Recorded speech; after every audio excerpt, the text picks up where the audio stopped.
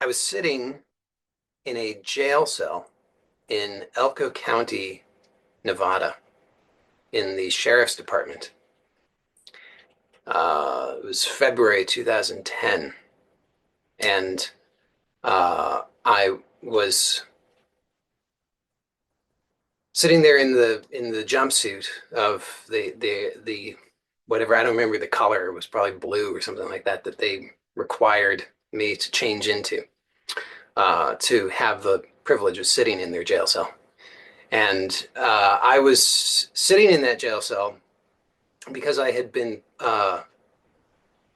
arrested due to a warrant that was due to a failure to deal with a minor traffic ticket from 5 years prior.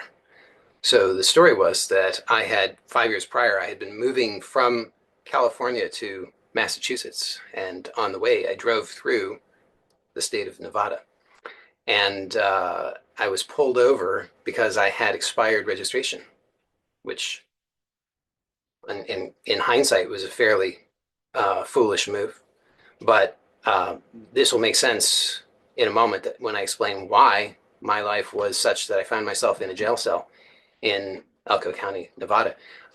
So I had been driving through 5 years prior. I'd been stopped because of the expired registration. I was given a minor ticket. All that the ticket required was that once I got the proof of the new registration, once I registered the car in Massachusetts, I just had to send in that proof to the state of Nevada, and there was no fine. It was all going to be sorted out.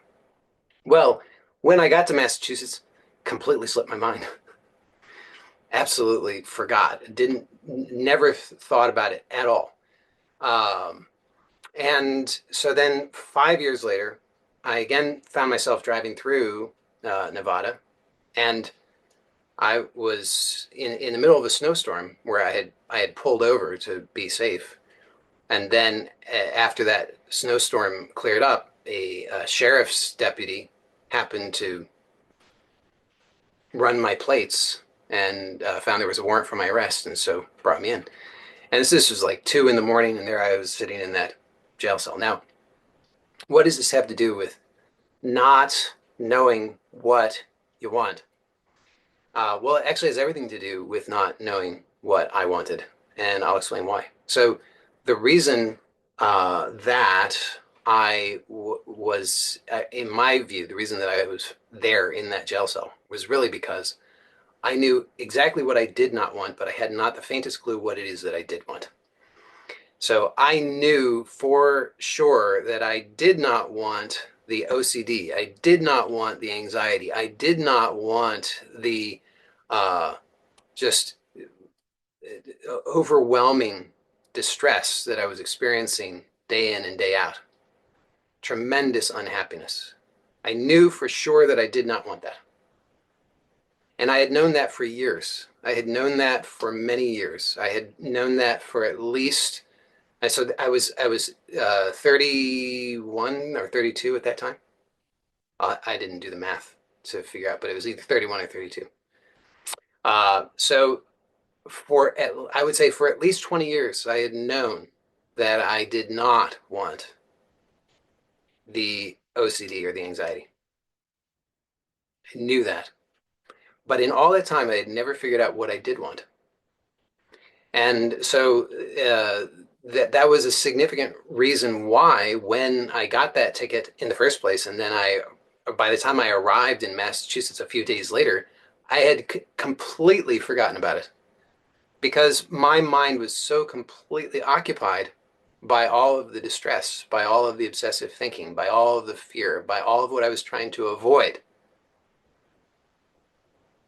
I didn't have any room in there for keeping track of a minor traffic ticket in a state very far away that I never intended to ever go through again. And so it just completely slipped my mind and then turned into failure to appear, which was then a warrant for my arrest. Now, in 2010, February 2010, I was again driving through the state of Nevada for basically the same reason, which was that I still had not gotten clarity about what it is that I wanted. All I knew was what I did not want. Same thing I didn't want. Same thing. So I still did not want the anxiety. I still did not want the OCD. I still did not want the constant distress. But I still did not have any clue what I did want. So I was just trying to avoid what I didn't want. My whole life had become running from what I did not want. So I knew that I didn't want what I had, but I didn't know how to get or where I could find anything else. So I was just running, trying to escape what I didn't want. And so, complete failure to know what it is that I actually wanted was either directly or indirectly the cause of me sitting in that jail cell.